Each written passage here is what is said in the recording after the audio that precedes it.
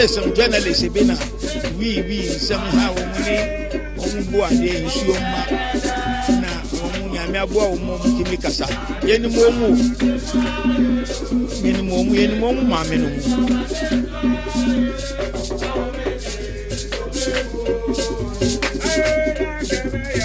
Aluta Sports,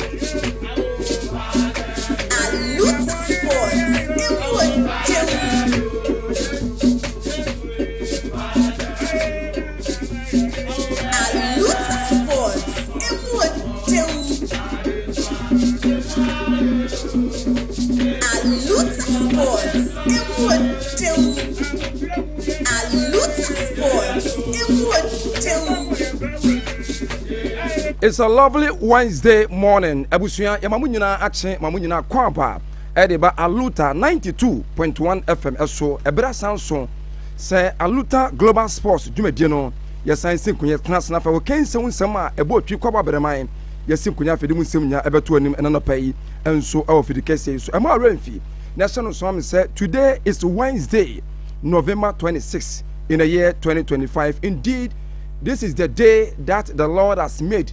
Let us be glad and rejoice in it. Yatna si jumeko baku mienum yensa nine enum omadama ana senano pesu nya kwenye yatna si ya yeda okense unse jumedi nso ebe down enso o jumedi nso ema renfi se ne din kan Angel Bakery ne toso mienu enso High Table Restaurant and Sky Bar ebe wuram na fe jumeda kan ana si jumeko aka nyina no yetimi de unse enso atoanim enso jumedi nso ama bia enso etimi ay kama enso da ma eno asem no na yaka jumeko hawdo ema renfi se street mall enso teche den ana face kwa na Aluta fan club Aluta promotions wunyina no eni obetum nsem o jumedi nso madama ana face ya chance yaka kana meda se ani anei jumedi afternoon din se Aluta Global Sports Wednesday's edition ebeba wakwam ama bia enso betimi ay kama ema renfi bio shano so am se show no live ewo YouTube show ne live ewo Facebook no so na me ba cho o predictions o comment nya no fa famaye uram ewo Facebook uram o YouTuber o search for Aluta ni nan aya in capital aya letters 92.1 Aluta 92.1 ewo Facebook ewo YouTube no so me ba cho oba obedi kan follow page no subscribe uye pe comment unya wi platform ya share sene be na no pa so globally obi a ensu betima mo tajwe na ma bia ensu ebetima kama mimi den ensu de odi agomo Qwesi from Poyatasi shano so me say ndura ye be review games across all UEFA Champions League game and so ya me adoma ye be some preview me atwa games e ba so ne na fe so ye ba fi sem so ama refi say GPL outstanding game and e ba so between Basike Holy Stars and Krobia Kumasi Asani Kotoko game no ensu e ba so AAK the second arena enso enyinesi enzema ebewuram na fia hwe game the way ebesifa kwa amabia enso ebetimi ai kama enso amabia ai todin yebekwa mo nsemu yefia mo ne ba pe ebewuram ofisem na finya wi afisem na pema renfi se abadwafo trase ye bewuram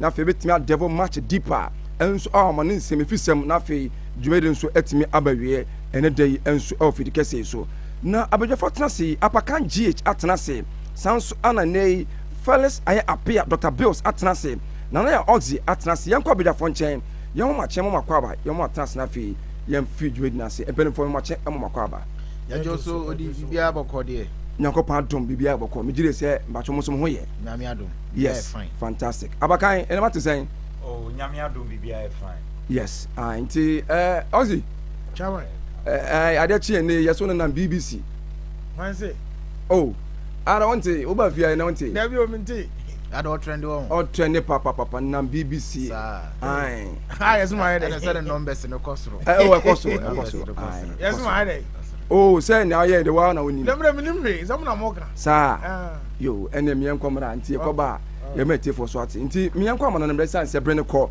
e ma rain fi so hwo a children na 45 minutes downside of 11 na ye kom na nafe e na pay so mo nsem ye bobo no ye fa nsem nya nso emfa meto anim.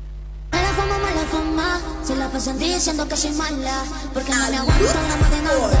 Si vienes a mi cama, a mi cama.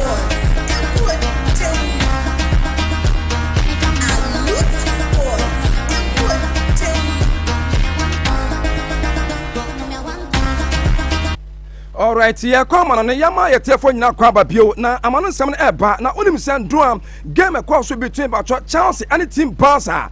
Na moment time but player din at Ronald Rojo and sunya record no and diame nyane se ne uram and so ko in the stop UEFA Champions League and diameti chema and so far clubs are omanya more records and so ko sa in the Champions League enu nie diameti chema Juve at the first club when ya 29 records and so in stop UEFA Champions League ko no anasa tournament no mu na eno chi kwa Bayern Munich enya 24 FC Porto enya 22 Inter Milan enya 20 Arsenal enya 18 na before and draw game between team Chelsea and Barca no na Barca enya 18 records in draw with Ronald Rojo de come Barca in total in the end of UEFA Champions League no almost team enya 19 records and no premier san sem nya no eto no enso odwele so na onim siaka eno achi no me for to sen draw team Galatasaray no mo enso ekom drum game no no mo nya 18 records and draw nya wakoka on enti Gala enso nya 19 records enso mo history mo na Manchester United enya 17 records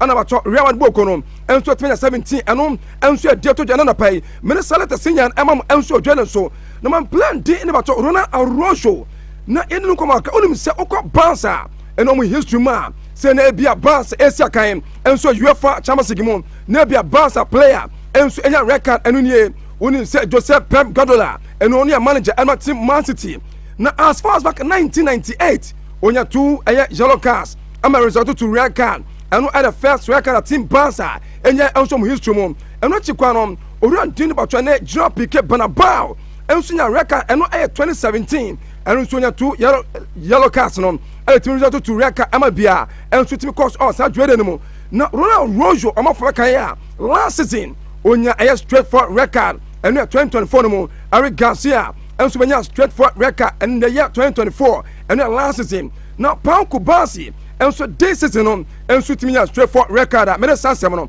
emam eno na pai enso dwele so entindra and Ronald Royo about the new and latest player and my team Barca so enso timi apeke and record and draw there no enso 2 yellow cards all timi peke here and enso to match record amabia enso timi kama na yaka player did Ronald Royo onsem no onim se diamete chemena Barca fans o bofu nie pa o multiply onya serious bakwa say ene momenta team Barca ehia service obeti ayadwuma no some moment ene Ronald Rojo enso betimi disappoint eno enso de to jana na pai ya no enso twede so na onim se draw momenta game no ekwa wi no ene manager din ene bato Hansi Flick aye manager and my team Barca na o promise say am for se draw o manya defeat eno ya 3-0 no ene o say wo hwe intensity Barca team na nya say any quality ene Barca team na nya eno betimi a promise say going for no Barca and so betimi about back and stronger. This is also what I said before the game yesterday in the press conference. I see how we train. I see the quality. I see also the intensity. It's totally different than maybe 6 weeks ago. And the players are coming back, increase a lot of the quality also in the training, and this is what I can see. And I have really good feeling about that, and looking positive. And so some manager and team about trying Hans data flick on their manager and team bouncer and to the another pay minutes and Semiano and another pay and so dread so now team Chelsea manager and so Enzo Maresca now you put manager to penny I could have William Estivao now so far so good no and the manager saying come up Piazzonte saying a man fashion said the pressure to so and a man fashion say compare with an Messi and I said see Ronaldo or some moment here a moment Bia and for William Estivao and compare C. Ronaldo and I said Messi. Estevao reminded me the goal he scored against us in the Club World Cup. That is very similar, same action. Estevao needs relax. He needs to enjoy. He needs to session. He needs to play football. Him, Lamine, they are so young. With 18, that if you start to talk about Messi, Ronaldo, I think it's too much pressure for young boy like them. So 18, they need to enjoy. They need to arrive at the training ground, happy, session. And some manager didn't Enzo Mask to Jana Pay the San Semino and told him Enzo Jordan so. No, oh yeah, I know Mubusan and Sopenier. Now, no day, Enzo I a moment at Team Chelsea. 8 which appeared to Soma Camiansa, Enzo Club of Twitter, that's a month. Now, Sam Victoriano going to draw Gemono, who another boy man draw. Would me have 3-0 emphatic win over Barcelona? For sure, winning the Club World Cup give to the players, the confidence that they need. Last year we were playing conference, and I said many times that for me personally, if you want to build a winner mentality, there is only one way: winning games. Because otherwise, if you don't win games, it's difficult to convince the player, guys, we are building a winner mentality. And so some Enzo Mascaro to Jana Pay. Yada Salatas Emma Enzo Johnson. Now for Team Chelsea legend of run team about Gianfranco Zola. Now also and the number 28 I could have found William Estivao and Common. No see come up Biason Tenona person or reference William Estivao Ayakoda or be so potentials from a bond on him. Now some moment to the air as a boy no Enzo Timina and a different concentration. Or be here more time. Nana for me, boy, I'm in a bibia, and so better come at a man. Or send a usha a moment, aquanon, and a Osia, or say physically, and Yamia do not with me any more concentration, or about more stronger. Actually, dear, and no sense open and to Janana pay. Yadam and so general. Now, when we send to a moment at Team Chelsea and a Barca, game the console. Now, for you, we learn a Sivao, if you game on the moon, share, Cobencho, Chelsea bench, or who will run team about your core Palmer. Na ene or the special congratulatory message Edma Quantini about your ene will Sival at Shannon also only a way to a pa and no add the cost to another pay Yadam and so general so now only said before send to a game here between Team Chelsea and the Barca young John Field and so our Stamford Bridge only said Team Chelsea a special tifo way and say Chelsea Champions League tifo now only said caption in here almost a king of clubs. HSNA, who share all club competitions, we are here.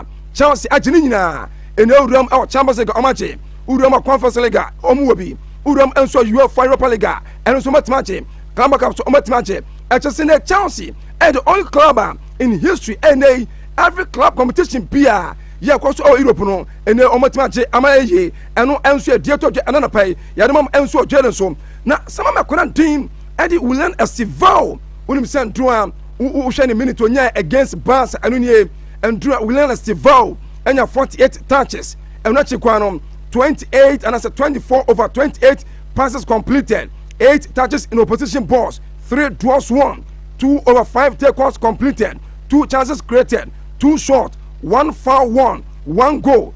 Now ocean goal rating now is 0.14 and no air reporter Mesaka Jana Pamedama and so Jordan so Mama Kran did Lami, Yama, Mazwa Ibana. Now, when him sent to before the game about so, I could not find Lami Yama, as I didn't bio, when him send a big games at Basso, Nasalami Yama, Ejum, Ebeya Juma, Obesia Kaya, no shots, no to a yampia, and so social media.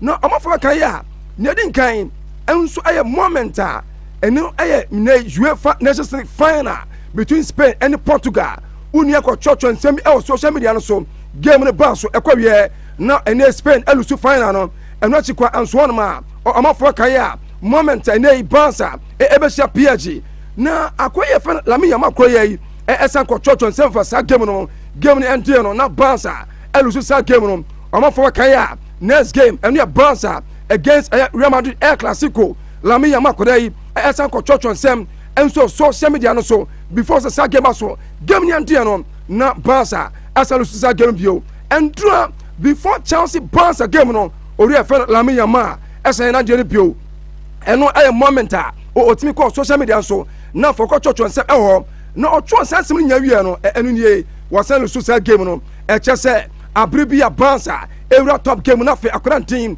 ɛde Lamine Yamal ɛnso bɛkɔ social media no so no ɛyɛ na mboa ma team Barca ɛno ɔno sɛ mo ɛnso timi wini game no ɛno ɛnso yɛ deɛ tɔgya yɛ no pɛmɛ sansɛm no ɛto anim ɛnso ɔdwa no so na yɛka Lamine Yamal ma zwa ibana ɛho sansɛm no memfa nto nsɛnɛ ɛndura olusu ball no 21 times against team Chelsea ɛno ɛde ɛkɔ so ɛna na pɛi yɛ no ɛnso ɔdwa no so wonim sɛ ɛndura manager din Enzo Maresca ɛno ababɛyɛ first manager yɛ no okuta team Chelsea so obetimi asɔpo team Barca sɛ kwa no ɔmo ntimi ɛnhyɛ more than 53 ɛyɛ goals ɛnso ɔne ɔmo games awodoma bɔ wonim sɛ ɛnɛ Barca game bɛbɔ biara no so bɛlusuo so bɛwini o so bɛdraw otimi nya goal ɛndura ɛnɛ Enzo Maresca team Chelsea abɛ the first team a ɔmo tumi asɔpo Barca so ɛnɛ obetimi ahyɛ 53 goals ɛno ɛyɛ report ɛba ɛna anɔpa yi yɛde ɛnso ɔdwa no so na yɛka Chelsea ɛne Barca game no yɛntwɛre fi no na fɛ plan team ɛde Marco Kurela ɔno ɛna ndura mpanyinfoɔ yi as man of the match ɔwɔ saa game no mu game no yɛndeɛ no ne nsɛm a ɔyɛto nsɛntwerɛfoɔ nim ni okay yɛbɛwuram no afei ahwɛ na biribiara nso ɛtumi ɛkama na yɛde ho nsɛm so atoa no ɛnso ɔdwa no so na yɛnhwehwɛ voice no na wonim sɛ menu kasa yi owuram so a yɛnkɔ Man City aso yɛ no ansana no yɛntwɛ fi no afei yɛntie Marco Kurela ne nsɛm a No, I think we play really good. I think we deserve since the beginning with the attitude, we do high pressing, then we have the passion to make some passes, to don't lose the ball, and then we are a good players. We ɛno ɛnso Marco Kurela nsɛm no to gya na pɛyɛ mam ɛnso ɔdwa no so yɛnkɔ ɛnɛ team Man City aso yɛ wonim sɛ ndrom tena fɛ Etihad ɛlusu 2-0 against Leverkusen na wonim sɛ saa loss and draw team Man City enya no enei ababeto Manchester City enso etime lusu 2 consecutive games in just 1 week omo for bakaya omulusu last weekend against Newcastle United and draw omo santia lusu against Leverkusen agese ne man koye in the last 2 games enma orantin ade Pep Guardiola any team Man City na endura momenta game ko wie ya City tena fi elusu 2-0 no Pep Guardiola manager enma Man City ne so to dwanso ni well it was not the performance that we thought, and maybe of course I take the full responsibility. Still, I think that the players that started are exceptional players, but yeah, we miss something like we need in the highest level, and yeah. And so some Pep Guardiola to Jana Pedamam and so Jana so na by offer la course manager and so Juman Kasper na manager ono and the winning manager and do a game no manager, when you 3 points, only go back to Germany. I don't have a chance and draw for. Yeah, what a performance, as you said. I'm very happy and proud of the boys. I think we played exactly what we wanted to do. We played with a lot of courage and calm on the ball when we had to. Of course, we also need a little bit luck and a good goalkeeper. But at the end of the day, I think we played very well. And so manager and by offer of course and open the Casper and Zuma the Sam to the another pay. Yes, I let us sing and so Jordan so. Na big games and so Basso. Now one game a month for any a game at Basso our MS Sports Stadium and a game between Arsenal and the Bayern Munich manager and my Arsenal I am Mikel Arteta. It was open and the game who come I dempa and I was to win it, we made a really good preparation again, a really show one, but I think very efficient as well. Win it, we know the importance of the match. We are in a really strong position. We want to maintain that for sure, and we know that we have a beautiful and very demanding game ahead of us. and so Mikel Arteta manager and my team Arsenal to out of big game and Barcelona tree. Not Vesa company, also manager and my Bayern Munchen. You put a manager to Penny, Mikel Arteta, any team Arsenal, and a game only saying. Obviously, for me, it was obviously easy to see that he would become a coach because he was the assistant, and it felt like this was a natural progression for him. I think it's normal. I had the same when I think we played against Enzo Maresca recently as well. And so Vincent company as well to another pay. He had a son 7 years out to him and so so. Now Hurricane a striker and my team by a Munchen striker and a game in Basel. Uber back to a wild country, England. And then Panabekara for a game. Really tough game for sure. Obviously, they're top of the Premier League for a reason. They've won every game in the Champions League for a reason. They have good habits as a team. They've been working with Mikel now for a long time, and I think you see the way they set up, the way they get second ball. And so many Hurricane Aluta ahead of big game and Anatri Abaso, our Emirates Air Sports Stadium. Now also Ram and so Greece, Olympiacos Peru at Tafi Aboneta Ramadi Bokono. Now manager Edmund Madrid a champion Alonso. You was open this open here.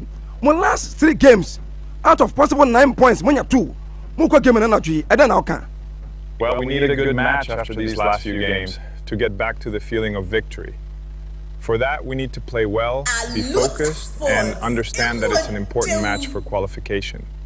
Even though we already have 9 points, we want to add more, and after the Liverpool match and the next 2 league games, tomorrow we want to and so champion Alonso ne manager Adama team Madu ada sansam to jana pay ya na salata senior elsom enso odweden so na yaka Madu bo ko sensam no mama player din win onim sa reporter mesaka chema nyame atuma eno na game eba so no ontimi sia kan e team Madu ebio nyame atuma weekend game yeah Madu ebebode te jirona no demete chema sell boy no enso ntimi nya available ebio nyame atuma Madu next game against Bilbao enso diame eba se nei so akwara no etimi apeke monso injury and to a downfall I was next 3 games a Monday bebo and no reporter mesaka jana pamela sansa eto onim enso odweden so na onim say Ulan Estival yes back in 2023 I no grant interview na moment of grant interview enu nie join Phil say here our Facebook join Phil our YouTube no so o search for Aluta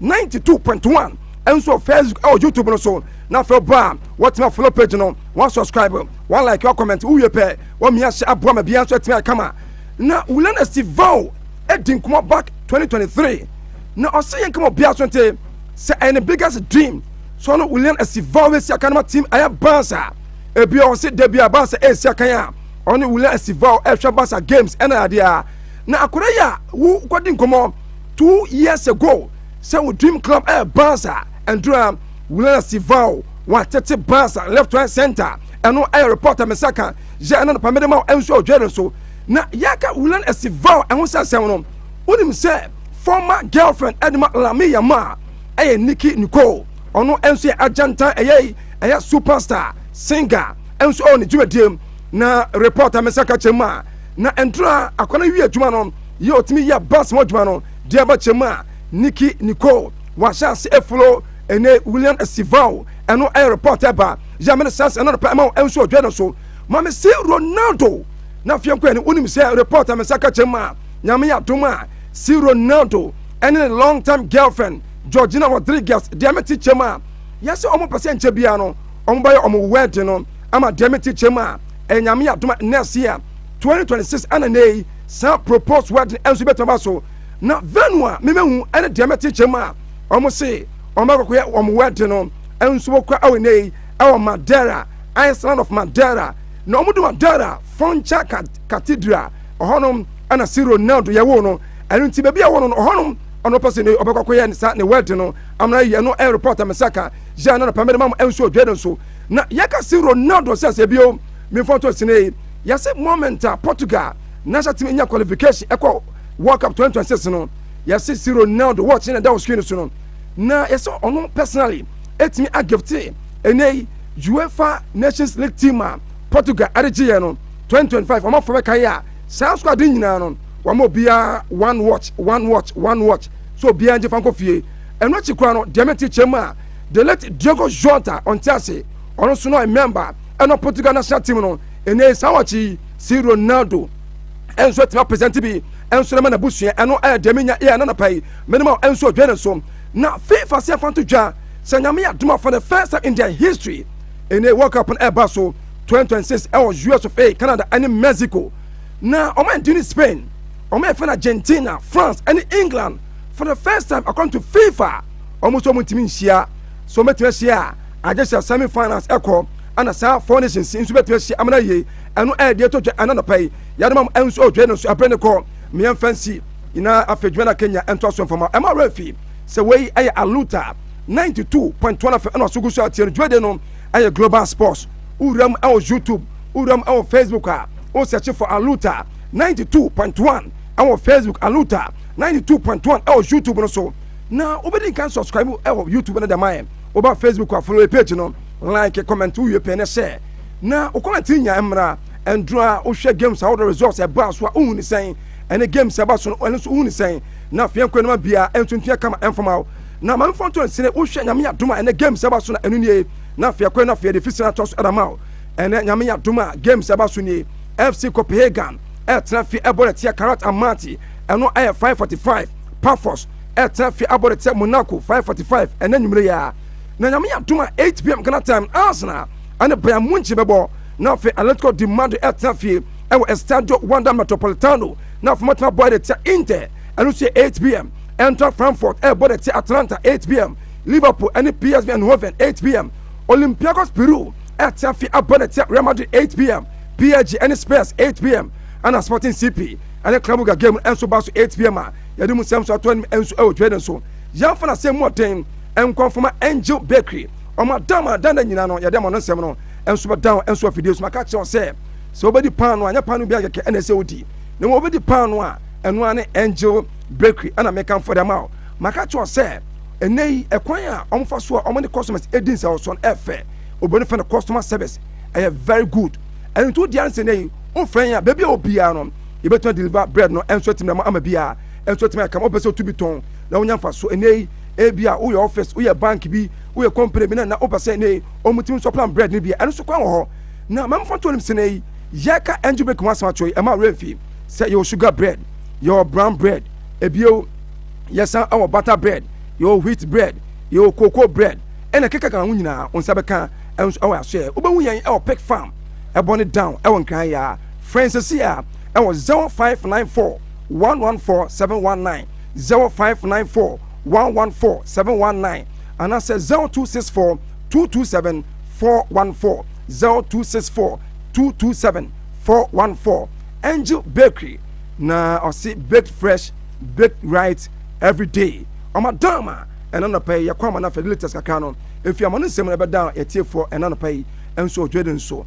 Na yang kona fefi sema yen sakanom yen fantos from fama am refi say share program for my comment for predictions bra e woni games a wo do e course and after so comment e won do games a wo do e course ene kotoko bebo nyame ya duma ene 3 p.m. omo kwa away e GPL game number 3 outstanding game omo so ko clear the field against Basiki Holy Stars amabia enso etimi ai kama na Felix Apia aka Dr. Bills Atnase or the fisherman to answer my apia bakobio there Nyamiadum Dybala bibia kama pa yes na yanko on sebrenity na one who say we need petrol bibi mama wa ha oso nyanka nwure yesanko pilatu ho message or the amame no oxy accept na me ken okay oso nyanka nwure yesanko famu o pilatu ho na e hobo so sa on say asemo wo kan dia me tie on macho bibi oh say on net to me na me hu me see just no wash and there am say friends from Cantamanto no pam oh that be we don't no kra na me kan just be na sheme say Barcelona Cantamanto Barcelona just there Cantamanto aye Barcelona la course yes say no 3 win be on your team no aye dream no kasa ya show mo 2005 ya show mo 42 2015 ya show mo 3-0 okay who ya Chelsea family busa so Chelsea just I was winning be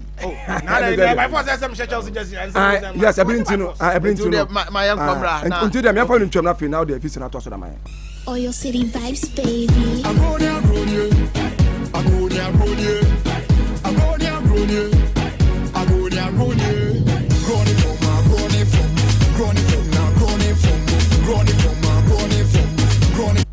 All right. right, and then we are Mawaha Amawakwa Badiaba Aluta 92.1 FM Brasso Sabre the other local stories and then we are Sakano Eretwaso Ediama Medindi Dr. Bills and Tantam Sagroni and Teneru and Ichiremwa Ghana Premier League match day 3 and outstanding game one. Now I was Sanka Kumasa Sante Koroko and so to me Equa Wena on Basaki Holy Stars the Pim so is an Sana Sante Koroko so Airborne CAF Confederation Cup game with no and I just a game with me Basso and then Anna Brewa Ayupuma Kwemwa and the game no and so Ebaso 3 p.m. as Sante Koroko Equa away now on Holy Stars and so at the Apium Swa and then every year Samano at the amount I would ready and so now Yaka Sante Koroko and Samano Unmisa Abrantia your friend Albert Amwa no Esia Kain Edma Kumase Krobia Sante Koroko Metema Bobo Kono na Menoka Sabrantanum Edina Niachiremo and so I will leave your Juma at the Emma Ali Bengazi Bobo Kono na Sikea Efrechre Baya Sante Koroko Echremuan Ali Bengazi among Sanka Sikani Nada into the Akachino among Ashani Musa Libya for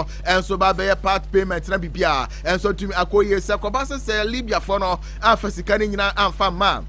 Asante Koroko se wiai yemfantu dwase amobehwe na amodi Libya eye club side eno eye Elali Benghazi enso afamra kwanso na kwan bia so ensesa aka kire nyamonsaka after some brand friend Albert Amoa enso ebu na ketem efra Asante Koroko bobo koni enso ejoin no mo ena wiai yere ehonsam ade ema ewo dwade no so now yemfri Ghana Premier League ni mo yemfi ani enkire mo ewo Access Bank Division 1 League unim say match day 8 abana wiye na so far teams no say Anna Shasha Prono table no and so Esifate Zone 1A Real Tamale United LED 18 point Tamale City Etosumienu 18 point and afa Sankara Ayan National and so Abetosumiensa with 14 points was Zone 1A anymore na Usha Zone 1B so Unya DBB United ono LED table no with 22 points KAC Soccer Academy Etosumienu with 15 points Samsung Anna Liberty Youth and so Etosumiensa was Zone 1B ono Ekita 13 points wo ha enya sam ketwa kra uruwani kiremo ewo zone 2 ni mu a yenya FC Ashanti Gold ono lead with 20 points Sanso Anna in Super Fidelity ono etoso made 15 points Ebusu Abonto Dwarfs ID Pande ono etoso miensa with 14 points ono eye zone 2 na amo wie ewo zone 2 ni mo ubenya Alhaji Gruza ne Boboko a ye friend King Faisal ono etoso 14 with 5 points Sanso na UCC Youngsters etoso 15 4 points and a Police National and so a chatono ekita 4 points and so I was zone 2 na zone 3 Yenya Kofodia Sempefi ono LED we are zone 3 with 17 points Port City abetoso mienu 17 points we are gold cake we are golden cake ono etoso miensa 16 points and so I was zone 3 no na amo we ewo Adia Success Band Division 1 aye zone 3 no ubenya Accra Great Olympics Bokoro ono etoso 14 with 7 points Sanso na Golden Warriors etoso 15 aye 4 points and aye Great Ambition etoso 16 with 3 points ano aye zone 3 eno ho enkomo enawia ye prapretire ewo dwumadie no so enso atumi adiama wo na match day 8 abana wie ye de na so ye hwe so far match day 8 emrantia omo ebo modene na omunya Nasco Man of the Match award after some match day 8 ebana wie ye ewo Access Band Division 1 League ni mo na no other game e course so ewo zone 1 ni mo eye game between Northern City Wabra Northern City Trafie ene wapa wadepem so no Abrante friend Abdul Ganio ono esi academy wapa waboboko no Anna Omeje as a man of the match was a game no more Sanso na RTU game wa na no adoni Yape FC depem so no RTU Abrante friend Wisdom Jonas Manina ono anenya man of the match was a game no more Rashid Yakubo ono esi academy Boga All Stars game one Boga All Stars Trafie ene Sankara National depem so no Rashid Yakubu of Boga All Stars Anna ono enya man of the match was a game no more Sanso na TF Exponential game wa ono etrefie ni Tamale City depem so no Prince Aqua of TF Exponential and enya man of the match I was a game no more na uruwani chirema VC Warriors and so etrefie Liberty Youth edepem so Abrante friend Muhammad Sulemala ono ana ono enya man of the match so I was a game wa eno ekọ so ewo mepacho enhyehyeye ni mo eno achi Eric Nyamekwa ono esi academy KAC Academy ono enya man of the match was a game wa KAC Academy trefie ni Brekum Arsenal and so edepem so Sanso ana Doma Unity a game wa trefie any Might Royals edepem so no no Dauda Yaya Saddam ono esi akadema Mighty Royals Bokoro and onya man of the match was a game no more Sanso na Legon Cities atena fie ema Debibi United kobo na entramiensa Legon Cities enso entumi antibi abrante friend Padmore eye Chirema Adu ono esi akadema Debibi United Bokoro and onya man of the match eno eye zone 1 eye matches and also eba so ene awia ere won sam at ema zone 2 no game one Ash Gold atena fie any future stars at the pim so match day 8 no abrante friend Kwajo Chumesi ono esi akadema FC aye Ashanti Gold 04 and onya man of the match was a game no more Park Academy tena fie any police na side pim so Rashid Nuhu of Park Academy and onya man of the match was a game no more and no in Super Fidelity game one na no other money Seshi All Star de pim so no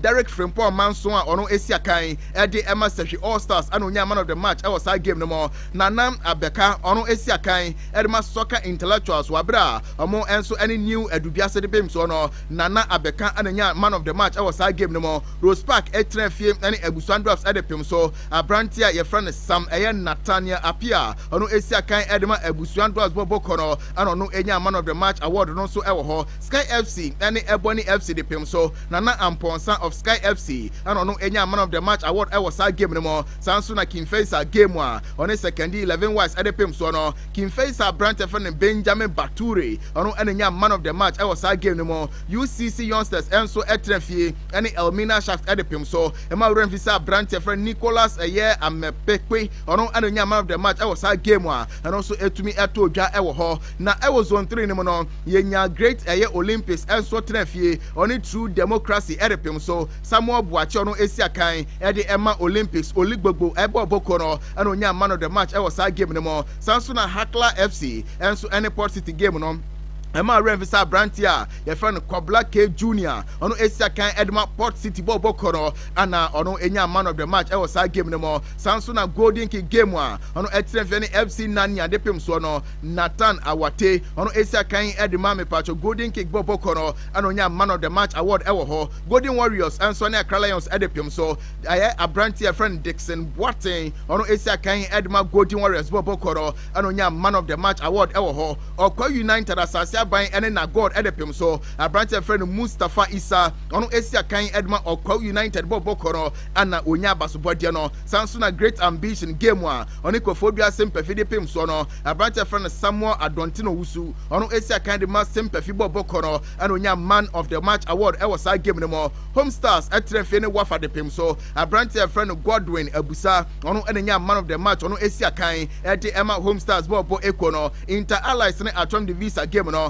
Richmond Apukum ono esia kan edema atwam de visa Bokoro and ono enya man of the match award no so ewo ho a ene awiade ho nsam no ema ewotwade no so we Access Bank Division 1 League me patch match day 8 bana wiye man of the match award no etodwa ana ene awie ya prepare kama ewotwade no so amount na okai abrantia your friend Dennis Odwe professor no oya right back okai nanwada Black Stars ye call World Cup Wakata abrante we kodi mutintiman ko ball right back wo kama enso Edma Ghana na ono Asia kan Edma Boboko a e fa no Royal Antwerp Belgium na July ho baby ana Dennis Odoi Ghana ni this year no ne contract with Royal Antwerp eba na wiye me no e ka say wenya new club a ono mo ekoye adwuma enso e wo Netherlands e wo Era Division ne mo eno e side e fa no Nak Breda ana Ghana ni abrante e fa no Dennis Odoi professor enso ekogina ho akobo adwuma enso e diamom e wo Era Division ni mu a ene awiade ho sam e de amount on Facebook no abrante friend Dennis Odoi and Wawremo and so kwabo adwuma e ama Nak Breda e wo Netherlands national announcer mine mu a ene awiade ho nsam no enso e de ema e wo dwade no so na yenko sports ministry na so ye na yenko di enkomo kakra santi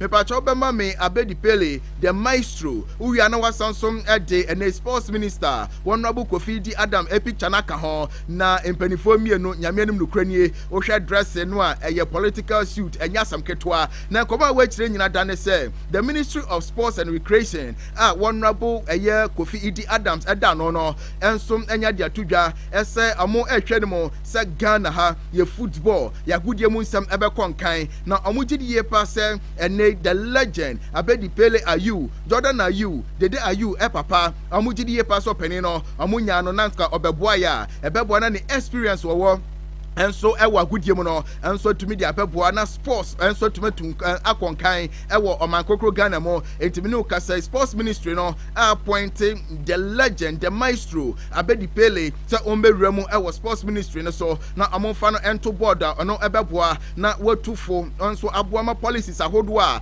ene sports ministry no enso ebe map up no enema so tumi akoyi entimi no kasa the maestro Abedi Pele enso eya de se ene wawura mu enso ewo ministerial advisory board ne so a okwa na policies ahodo a omodi bewura mu ewo agudie mu nsem no ono so ede na adwenkyere ne nim die kakra enso aprapre kyere ma bibia enso tumi akoyi na wie de ho nsem no ede ema ewo dwumade ne so Ghana Premier League ne gusu koso me no kasa match day 11 de yabo awie dada na so far ma ye fantudwa se bobo ekwo ye friend Kwando Heart of Lions. So far, among an team one, among a share goals to do 16 goals so far, and a Heart of Lions Bobo Kono, and so to me as among any the only team one, among Asher more goals, our Ghana Premier League Grimoire, and area the one seminar at the amount I would ready so. Yami Ayad me a Morocco 2025, a AFCON tournament no, and a cost to Morocco, Ghana, the Yankahubi, Yantuan qualified now, so Ghana, Yanfra Kano, dear himo, a son and said, Refra, a friend Daniel Laye, I just a calf. Appointed Ghanaian referee so onkwe na onfa ben question afrumu onko hu from angum no nkodi eya matches ebe koso nyame adomo a Morocco 2025 AFCON no na bibia so ntumi enkoyie enti Ghana de yenya one referee ono eya Daniel Laye okwa akobo adwuma na bibia so ntumi akoyie udu wani kiremu a Algeria enya 2 referees ewo ho sanso na South Africa enya just 1 referee said the Ghana enya ba kono sanso na South Africa nya eya 1 referee ono so ekodrem Kenya enya 1 referee and yenya 2 referees at the free Morocco among a host nation and what Rwanda enya 1 referee Mauritania enya 2 referees and Egypt and so no enya 2 referees wo and so far referees are among ekwakobo adwuma Morocco 2025 AFCON no ebetodwa next month no among so ehun sam na awia ehun sam at ema ewodwade no so na ada Nigeria referee bia ni o man mo esa no say yenya 1 referee bia and so I'm free alata phone mo name Ghana de yan qualify mom now so Daniel ni laye referee and 24 points from Ghana and also ekobo adwuma na bibia so tuma koyi a don't some at Emma ewotwede ne so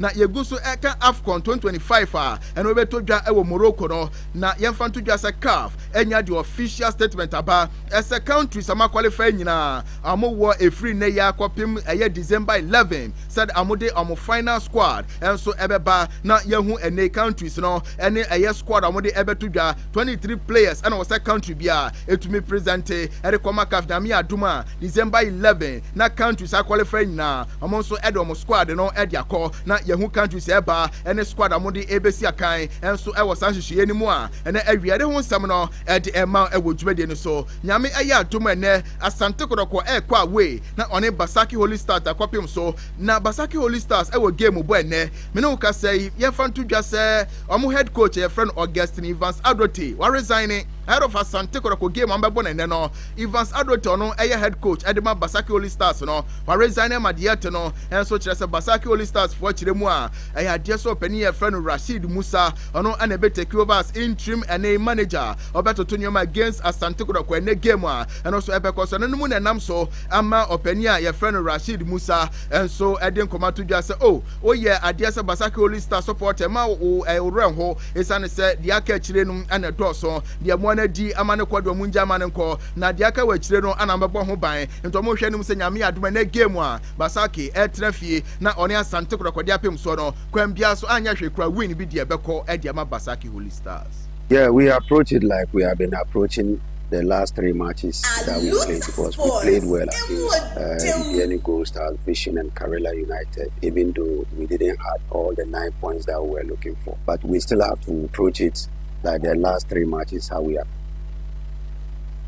And so and someone Rashid Musa ono interim head coach at the Basaki Holy Stars Bokono and so edia to your head of any game omo trafie no money Asante Kodoko ede apem so a and we ade ehun sam ede ema ewodwade no so nemom so we Basaki Holy Stars support and game a ekoso na wukohwe bie no Basaki Holy Stars ye fan to just popular stand ho de 20 Ghana cedis betua na behwe bi VIP wings ho 50 Ghana cedis sanso ana VIP ankasa 100 100 Ghana cedis wey any take it amo edge said the beya Santikoro game amo trafie and one more edia pim so no bibia so tuma koyi a and ewie ya bo akire ewo dwumade no so enso edi amount na Ghana Premier League Player of the Week Yamfantu Dwa SM and nominees no so aba Player of the Week nominees no say nesi fatie after say adia match day 11 ba na wie ye no abrante friend Faisal Chawote ono Asia Kandima Nations Football Club and penifo nominated no ana abrante friend Benjamin Asiedu ono Asia Kandima Bechem United Bobokoro Stephen Anochi Asia Kan edema aduana weremo ene mrantia and penifo bomudini say emu baako e deserve say Player of the Week eno eye after say match day 11 enso ba na wie ye be die ne modern ball enso ekon kan pa na abasobodi we kire nyina da omo so tumi ede mo na wiai ye de ehonsam ede ama wo yeye na yemfa efisam emfansi na fe Dybala ene abusuafo no fankoma aka kire nyina enso nto asore mo maseda ekon ede ama street mall esanse wono madama ana mo boa ye epegya ebesi nkonkon so a ye de ene efisam ni nyina da enso ede ebesom wo sabre de bronya ba so ubedi dwa na ubetoto electronics ahodo a eye street mall ana ye be kanfo diama wo empo mofra ne ntade na obeto a street mall se bra ntade ahodo pi ewo ya so ya yatete so enkoda ne ntade se ye ma ne merima ntade nyina da street mall se bra na awia yi ye ma won sanka bi ene aye household appliances ahodo nyina da obeto de papa na ntwe current nkwade a eye street mall so ya uba unya bi eno ewo Madina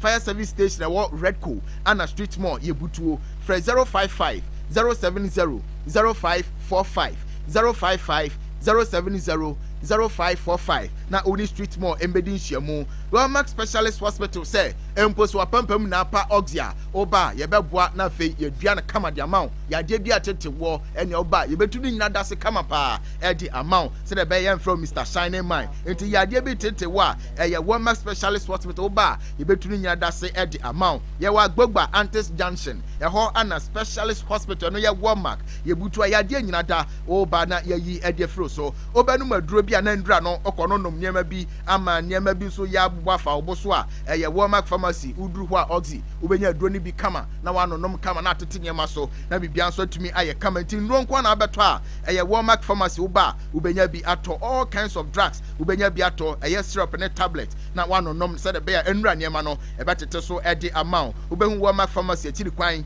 ewo Madina Redco Junction a ye ne fire service station no eboso ye kodidi nso a eye Clay Corner ye benya banku adi ye benya fufuo mutuo ye benya ene abeti adi a eye Clay Corner aso ye na ye kwani akodi bi ye kodidi e Philippa dia na kire se Clay Corner se brai na ye wo fire service station e wo Redco e ho na obedidi e fili eye 059 997 0322 059 997 0322 na onso waba ana wabedi dia fili eye pan no nkwa dia manna bread ana ebe kan for dia ma sugar bread wo ho butter bread wo ho ubedi pan no pa dia eye manna bread senya manna bread a ene na watwam na ubehunu manna bread ya chiri kwan e wo fire service station Redco ana ebutuo obefre 053 408 0012 053 408-0012 na one manna bread abedi nhye mo pe no dodo mu so a ebetuma aboa ma won saka bi na enhyehye a wo akire nyina enso atumi adimu street mall ye fanto wani mu se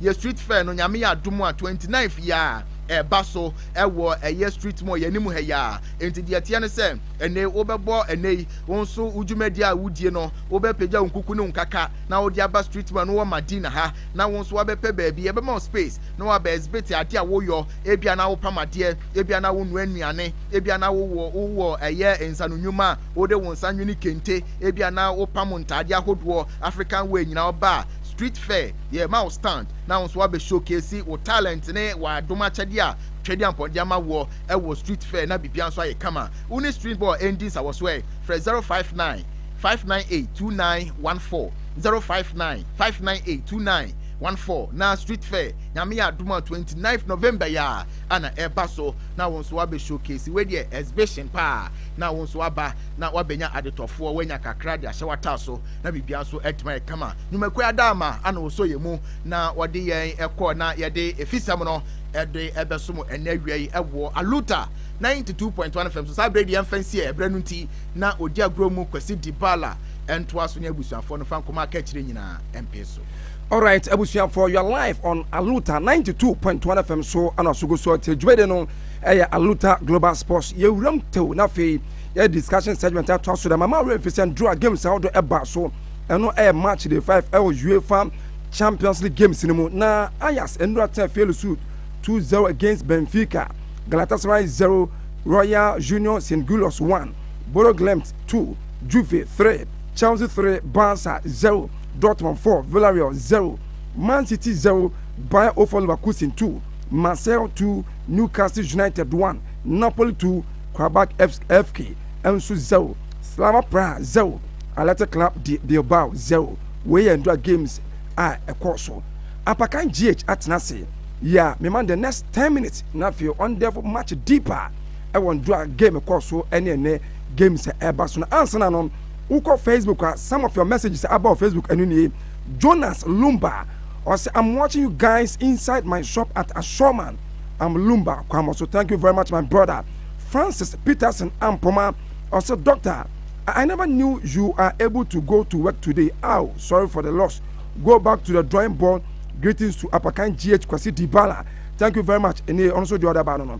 Now, also Felicia said, and then Arsenal to Bayern Munich and so 0. And 1-7. Michael, Jamana on Facebook also says that I am so much disappointed in Ronald Royo and Hansi Flick in yesterday's game. Also, there, also Edaba and Pedema and so great and so. I bring continue. Yabasamba beautiful messages, yet my begin Kanyama. And some of messages in Embra live and on Facebook live or YouTube and also Aluta 92.1. Now, if you watch me, a comment, Ebaji Black and Kenya, Adama, Ojben and so. Abakan me sama transibio 10 minutes with the enemy ayo dia yanko let us say na yenche yetiefo nyina area na yenda o masti se o mu so tie na nipa wa kwa me transi ame fa ni dia agokra me amebra penny Mr. Kofi ayo nti wo kwa yensu ano so ata o tie nti minchi ame amebra penny and then wife sister Mary Endra UEFA Champions League games be brain e ba so and so games be brain about so no more brain into no yentumi nkani nyina wanse so and big game na eba so any in the games never so and Chelsea at na fear shating my FC Barcelona by 3 goals to 0 and yeka game no assemble brain and na me sure me kan e show ni to say Chelsea will not lose this game. Chelsea anya dia crown na abroad yombenya in this game and we are sure say Chelsea will win the game and indeed Chelsea we need the game and na niema me sure ne say 1 Chelsea from 2019 about no fie in a European night game na things over to me akosho and watching so Barcelona since 2006 na omuntumi enkoshe Chelsea e wo mu fie and na what the Barcelona team this one now the Chelsea team this one ya wanyama bebre a coach Efen Hansi Flick Chelsea ebetumi akanta na edi ahye no nti Endra na me emphatic say Chelsea will not lose this game. Hansi Flick one manager na sword team papa utuno for awonte and me nim ne stance ni enti on pesa obesisa no with that high line football our ball. And Rasa Osha Barcelona team no almost set up with 4-2-3-1 formation. A typical high line formation and coach a boy. You push more men forward. Now you make sure say you have my opponent they are restricting the play. And Radia Bakwe Yem one sa center back pair of Paul Kubasi and Ronald Arao. So what your Ronald Arao feel as is in Bana Wabe liability. You can't say be a liability. Why are this one? Eddie Amatima, your friend Barcelona. And Fasoni so. And anytime you Gina Barcelona you are the weakest link our Barcelona you. And in the absence of Pedri and Gavino, as a Hansi Flick air try say or the Eric Garcia, ever ball in the wooden midfield up here Brantia, your friend Frankie Dion. And in some games ever work, but in some games it won't work, especially in games against Tima all very good midfield. Nani attack near sharp no, it won't work. So Endra Nanka me expect who a very good midfielder in Marc Casero. Why don't you push Marc Casero to the midfield? Non pair Frankie Dion. now for Eric Garcia Mbecho man Mbepe Pau Kubasi but we decided say a liability wo wechiro aye Ronald Arao or the nebe kwa kope abrantia your friend Pau Kubasi and oye say adwuma no e de match Chelsea a omo beku na again also ebo highline so enra wo hwe a na ye totally dominant game for team a your friend Bobo kwa your friend Chelsea and adia ba kokora sa bo a Chelsea ni say enra na Bobo kwa friend Barcelona midfield no enye adwuma because in a midfield against James Moise Casedo and Enzo Fernandez no they totally dominated Barca midfield of Abrantia your friend Frankie Dion, Eric Garcia and Femi Lopez because so watch Chelsea midfield na Moise Casedo any Abrantia your friend Rhys James any Bruno Fernandes omo nyina no ana Enzo Fernandez omo nyina what that defensive instinct no ewo mu and Moise Casedo very aggressive very good tackler of the ball so enra omo match team a your friend Barca for good for good now almost struggle in the game and adia coach a your friend Enzo Maresca na simple Barca for the ball line obe push more men forward ebanisa who players now up front one they should just be pacey omunya sharp omunya clinical once o ka pacey asemi and no game you at some point to tell me who say Pedro Neto timi fa ball features here timi pian de ko and no because Barca chi on kwan da because me push more men forward and a boys in so egwu echi ono Ronald Arao no omunya de so just push more men forward so hwe edu baby na juice con de no nyina attack yes bad de mu nyina attack so find the chi so who players like William Estevao any Alejandro Garnacho mo Pedro Neto no mo tumi the ball into America on mema pass for no watch and make sure say Barca for channel of supply midfield no mema ne nya adwuma Moise Casedo no any Enzo Fernandez no and adwuma in the midfield and cut on channel or supply in the midfield and on laterals any on rings no making sure so be cut what channel of supply and a Barca key players the Lami Yamas any the likes of Robert Lewandowski no making sure so Ben man Makioma omuntu mi operate in the game and oyesana you are done with team your friend Barcelona and Enzo Maresca ya oye ni perfectly and Endra Hansi Flick na make our show ni say you should be careful because Chelsea playing against teams are elbow highline I am very deadly because almost clinical finishes ewo up front ontiano and a team your friend PSG akwaye o FIFA Club World Cup na discipline so Endra na me to coach no for say you should be careful more ko sa highline no against Chelsea and wentie and Andra after so mudi red card required there na kwa mere formality and the match Chelsea omutumi finish adwuma no now Hansi Flick for some time now no and they know enyama nko informa in the UEFA Champions so Barca last 2 games omo in the UEFA Champions League omo win game against Club Brugge omo ball draw 3-3 and Endurance with Chelsea ababasham so omo last 2 games omo conceded 6 goals in the UEFA Champions League enyama enkoye informa and now adie ayo okra say what Barca drop here to the 15th position in the UEFA Champions League table, which is very, very bad. Almighty Barca at the 15th Vanyama Enkoye Mfam and Hansi Flick since obey a manager for Bayern Munich and it team your friend Barcelona 2 teams are coach in the UEFA Champions League now about 36 games now opponent beyond innovation and team Nishego Bandra Chelsea decided any barrier for the first time in the history of Hansi Flick the managerial club career no on the opponent be a boy in the UEFA Champions League went to me Anshego and Chelsea and to me ISRD and Eddie Aman and Endra the brightest spot once again for team IFN Chelsea Ekwaye William Estevao. This guy akwaye a revelation for Chelsea any one of the revelation this season in the European football na yearborn and it's a watch and exploits any nyamoya anytime you bring up Kenya so siakai Eddie Ama Chelsea no or make impact and after ni go no share Eddie man team IFN Chelsea no Wababe the second youngest ever player in the history of the UEFA Champions League the first 3 starter when you know ni nyina watumi ashigo Kylian Mbappe and the youngest Sadio for Monaco and now William Estevao to me Ababe Sadio for a young guy coming from South America Brazil no bet to be a big team like Chelsea and your small team be noble Chelsea one of the giants in Europe now automatically or make impact no it tells you the quality of Ekita Bueno and ade a me fe ewo William Estevan won say wahwe Brazil omo your man eba ne say yem produce quality talent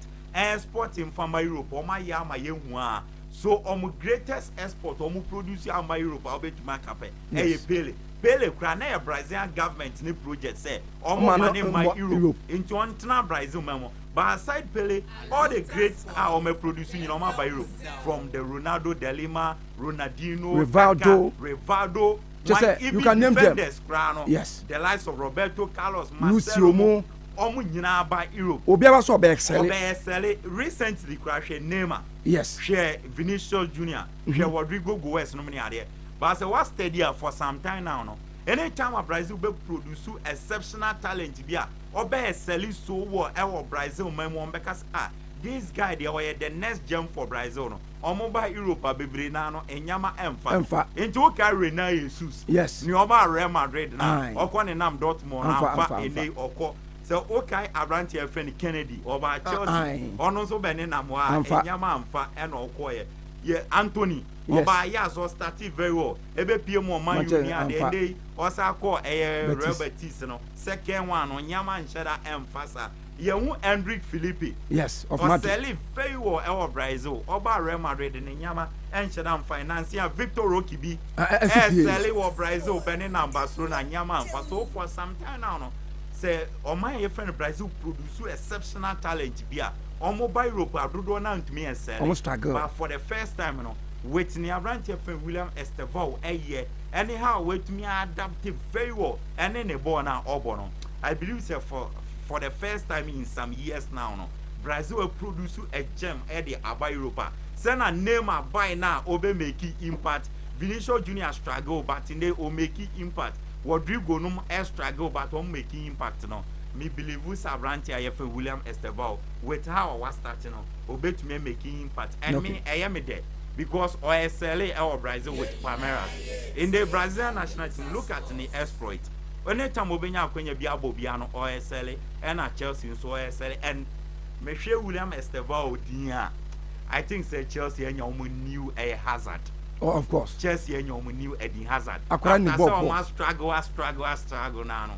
Chelsea and you knew a hazard. And waiting a ball on board my Brazilian national team now. After say Vinicius Junior, Rodrigo no. And me and stepping in and replacing Neymar. No. I think this guy is the real heir apparent to the throne of Neymar, our Brazilian national team. So he's a very, very, very exceptional guy. And bono. Me when he say or the bedroom actually. Just 2 minutes be. And that team I friend Arsenal. It's now fear now or money team I friend Bayern Munich abo. Ewo Emirates Stadium 8 p.m. and as I game no Basso. Now referee friend Mark Guedes of Italy and ABD sa game no. So over team I friend Arsenal any team I friend Bayern Munich. Omo 2 particular teams this season Europe no. Omo form and omo consistent top-notch performance. So over team I friend Arsenal this season 18 games were bought in all competition. We lose only 1. About draw 2 and we win 15. And so what should team your friend Arsenal? Team your friend Arsenal share as much as 39 goals. Okay. So it tells you say team your friend Arsenal this season or form and Arsenal share goals no. Defense need defend very well or more 5 goals conceded. So it tells you say Arsenal attack in the year my defense now very solid. So over team your friend Bayern Munich the least said about them the better. 18 games on one bono. Draw back open on my boy we need 17. Asha as much as 64 goals. So Bayern Munich for there. So only one more bar Odi goals no they score 8 for fun. Almost goals no for fun. Free flowing goals. 64 goals in 18 games. And on my concede 15, which is not bad because in 18 games now concede 15 goals. Defense name share down here all that week. And attack, you know, our firepower more produce goals. And what should these two teams are? And they Bayern Munich and the leading Champions League table. No that first. Yes. And Arsenal that second. Omo first 4 games on my bomb winning and omo kita 12 points. So and then I catch up 2 teams in our form and a domestically no. Obia a leading the league table no. Bayern Munich a lead war Germany and Arsenal lead war England. So Odi a very cagey game between 2 teams are or more form this season. Enyama Ekoye at the moment and say over team your friend Arsenal and Bayern Munich. over the years share na no as a team your friend Bayern Munich no omonsa da Arsenal so because Arsenal the last time share team your friend Bayern Munich no ache pa and say wahwe the last time a team your friend Arsenal etumi share Bayern Munich it was 2015. So the last 6 meetings between Arsenal and Bayern Munich in the UEFA Champions League, Arsenal winning only one, and Bayern Munich winning as much as 4, and 1 I draw. So in as much as say 2 teams in our form, Bayern Munich answered that team my friend Arsenal. So share Arsenal may expect changes baby. The likes of David Raya will be in the goalpost, Ricardo Calafiori, and they Pierre Henkipi, Eversani William Saliba up over Medford now. The Martins will be Mendy's, any Berechi is a more, any Deccan Rice will be in the midfield to tighten the midfield. Oko the up front, Bukayo Saka, Mikel Merino will step in because still now, as a virtual Gyökeres, fitness level, doubtful. And Leandro Trossard. This game may expect it on starting. Gabriel Martinelli ahead of Trossard because the last meeting between them, now Abrantia your friend Martinelli was exceptional. So may expect it to be to start. Team your friend Arsenal everything and upon me Suama almost Bayern Munich attack how is Arsenal going to contain this Bayern Munich attack? The Hurricanes, any Luis Diaz, Michael Olise, and these guys in England pain. Our winning Arsenal team how is Arsenal going to contain these guys? Teams in they are playing a very good football. Me expect both teams to score. But Bayern Munich will not lose this game. Bayern Munich will not lose this game. Bayern Munich can yard their crown. Na draw, but win better this game. Bayern Munich will win the game. All right. Apakan G8 and Yatinka and send you also then establish Atuja Kama. Oh, you made in Edamayan. Wasu Guswa would say Aluta Global Sports Live on Aluta 92.1 FM. Na Mamenko Nanaya Oxin Chain Nafi also for the Samishin Bra. Na answer beba no I'm found in a High Table Restaurant and Sky Bar.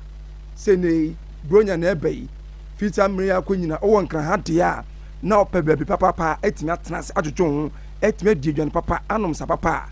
About a High Table Restaurant and Sky Bar and I make am for Edamao. You know me to say banku and okra soup, a sort of fried rice and jollof rice, a sort of noodles and a cake and winano. A beer ubet me about transit. Not for me as signature cocktails a hot door. Not for me enjoy a live a year musica. Furniture our High Table Restaurant and Sky Bar. Now for your bow, now for Udeno I complete Amabia I come. Your aviation Goyle, my hot junction. Francis here. I was 0557 049 192 0557 049 192. Now 40 minutes in Kumama Bia and so it's me a kama Ediamao. Nana ya Oxy. If in the next 5, 6, 7 minutes in Eddie enemy, I would Ghana foot you. Oh, okay. I mentioned Enra Championship na on boy Coventry City. Aqua away echo winning 4-2. Now game no one shall be Fizabia Frank Lampard on year Jumaba Frank Lampard from 2004 Oba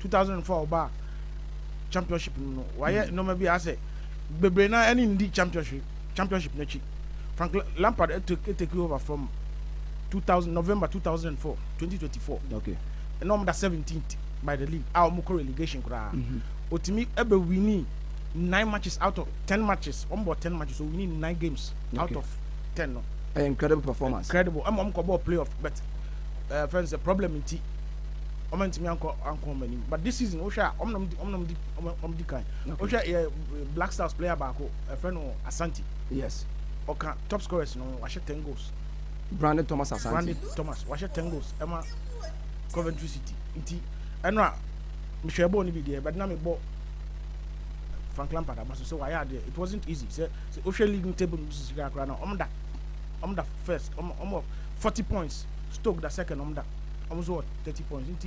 Frank Lampard, young man about so because what if you terminal fee Chelsea no, what if you almost 1 year. Okay. I think we'll be back as why rusty kakra, but one thing I rusty no about championship no. Osha the oil now. There is no doubt say obetimi Coventry as I'm back to Premiership. So far if you more than the say obeto aso sa dia it means say Coventry betimi any qualification. Next year, Premiership. That is what we are hoping for because me Frank Lampard, a former Chelsea player, so as a legend, no dear. I think Usha England express in Biblia. Omunya chance enya team so mbe coach but tactics ni nya adwuma no masa abafie. Ya mafie na anas yenko any games about Champions League because of time yes. Kakra bi na because you benya time. Person PSG any Tottenham game. Okay. Hakimi out. Dembele doubtful and Adro is out. Osha almost share 4 times but 3 wins and Aquama almost share 4 times but 2 wins now Aquama PSG game no a little bit dicey. Once the Ocean Fitiasena signing Luis Enrique no or see he said I wanted to implement a style that will be enjoyable for the fans. Now sure last year you're incredible. Very, very incredible. Oh, we need triple.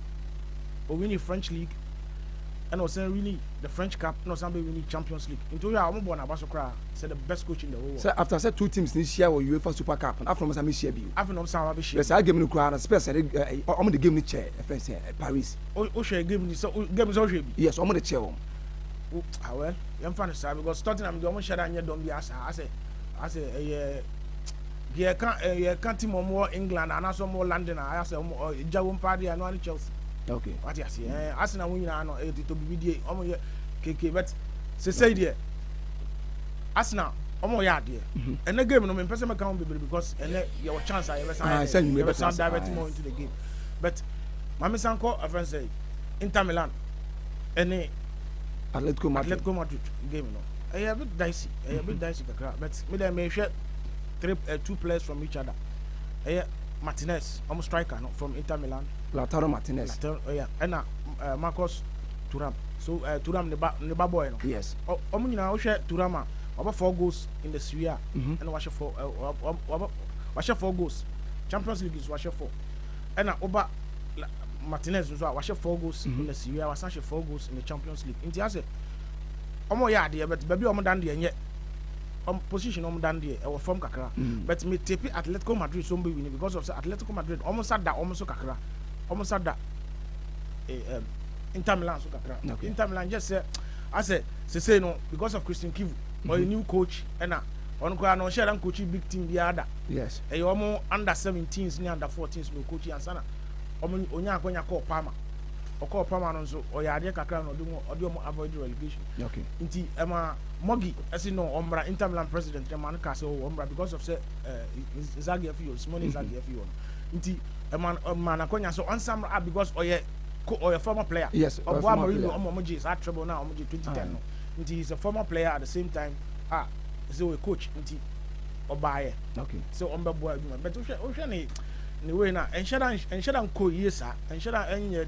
that margin dia sa omo me ni na about 5 matches Atletico Madrid they win 2 in terms of we need to win about quiet draw inti game no there me sa match we pa na mani kire person hwe match okay person hwe match we na say na be ya meeting nya bi aka because match we no e be dicey because Atletico Madrid am go keep and so pra you are black on so out of this game or any problem inti Juliano Alvarez, Antoine Griezmann and Marcos Thuram and Martinez. Game with you. It wouldn't be surprised say on the draw and I say it goes but for me there they could draw my game with. Although say strikers in very sharp. Okay. Very, very sharp. But game with you, I think say a bit me could draw but before no Yanka will be a say and yes. You be bubble game no you be born alive and the Arsenal ne Bayern Munich game in air live yes pre-match discussion yes 7 p.m. na kick off 8 p.m. and your general manager so other romantic you say you bet me ahwebo ni bi wa ha nti o mo hwa wase on yen so e bia you inside so ye hwe wa ha but you say be ya you bet me nya good analysis of everything okay nti for time sake into the maminja nti o de I me influence me more time mami wuram na fe my mate for asonte say Aluta Global Sports on Asugu Celtic live on Aluta 92.1 FM so na Steve Flex atnase Steve we dey tell also be wuram amano sem kakra bi nti tell kakra bi hwam ansana Steve remember no yemmo Miller yes Miller beba yes beba Miller Miller nti Steve Gana 40 and na obehwe na games na mehwe ndra game ne kakra na kakra mo se bere continue yes and Man City against by Ofo Leverkusen. Shocking results. Of course. Yes, because Pep Guardiola are underrated by Ofo Leverkusen.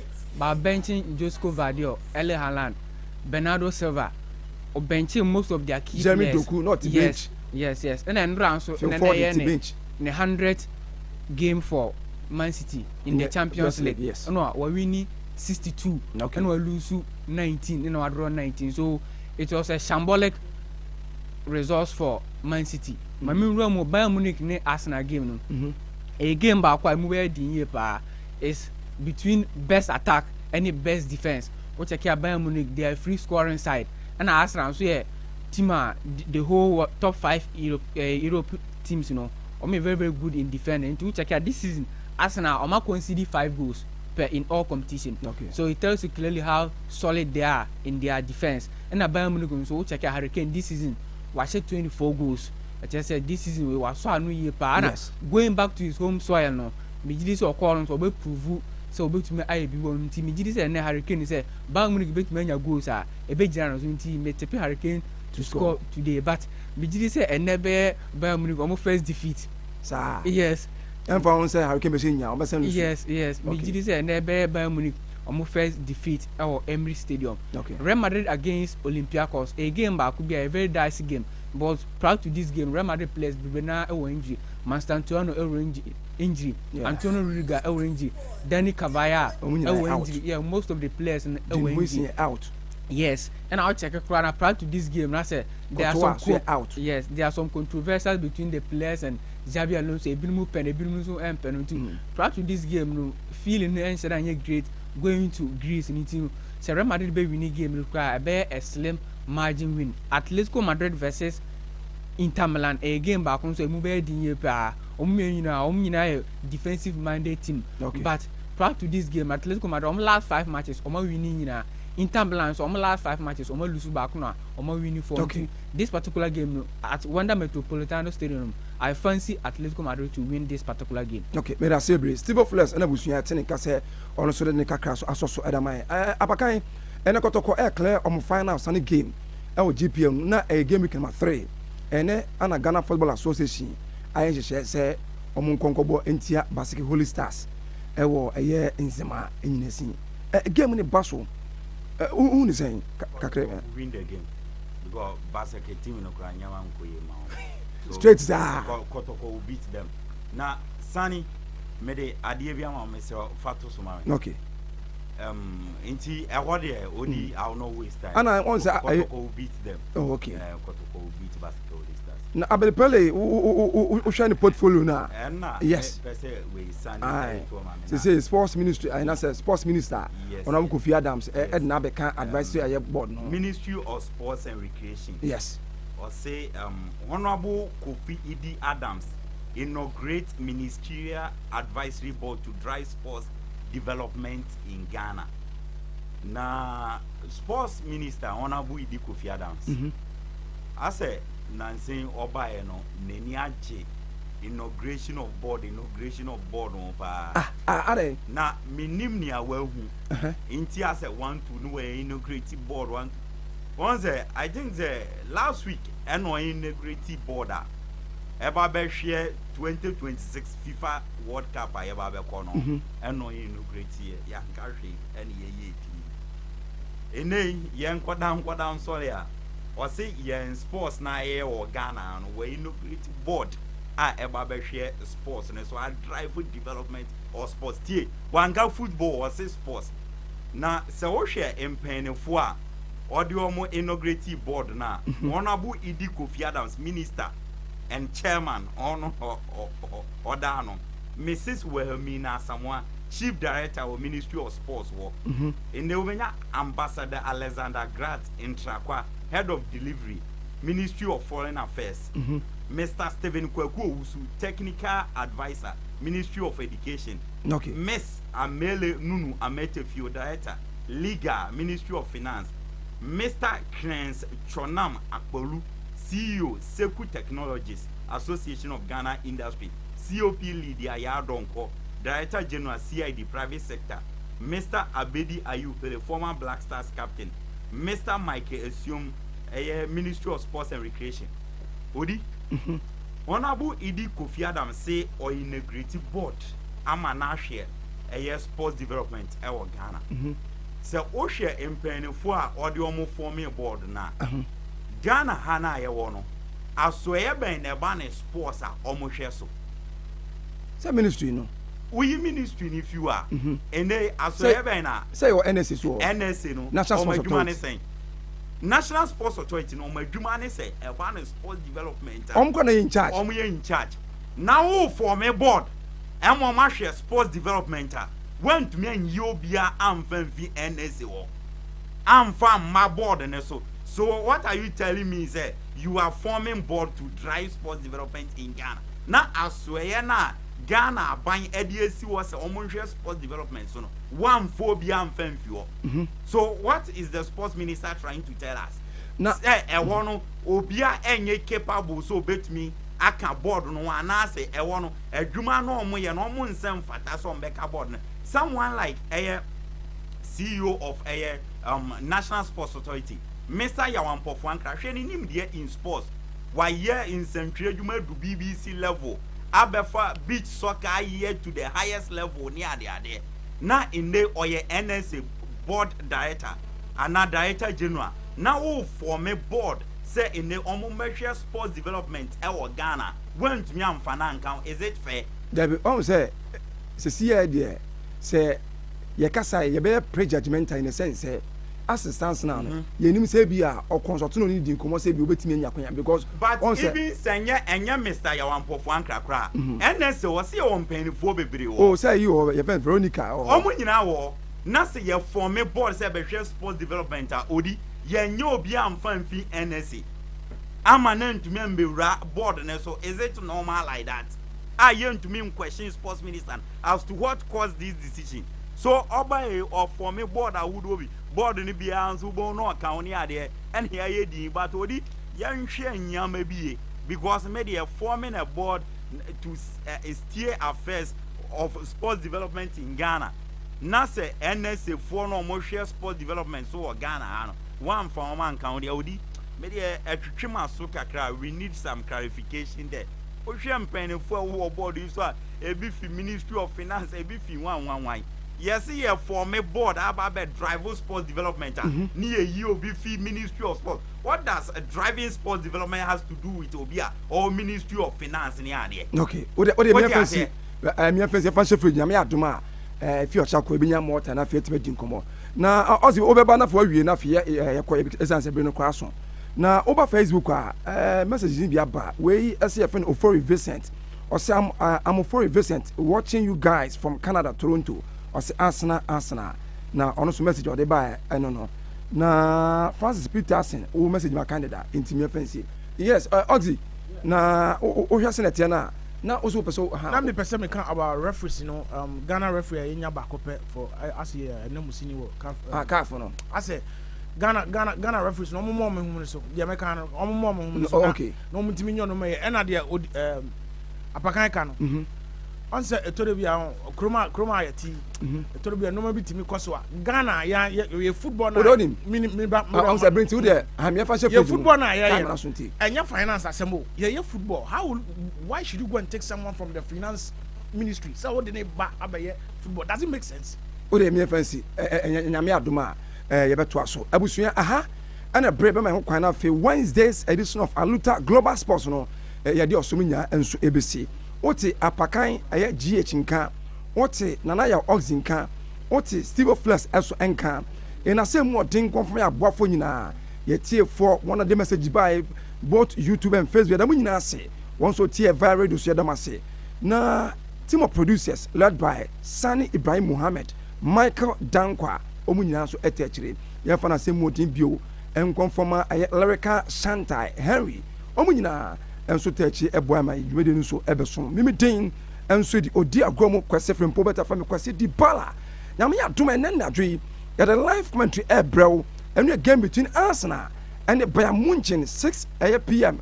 na fe ya de nyumba jejo tata 7 p.m. na trance na fe pretty much conference and say discussion ebeba na fe 8 p.m. kick off no na fi yetimi afi live commentary ase adama ama bia so yetimi akama nyame yadoma ebeso no be hia ene anadwo 7 pm woni enhia e the forecourt of Aluta 92.1 e wo Madina Redco na fi yemfa odomodom na fi commentary ma wakom era se bebre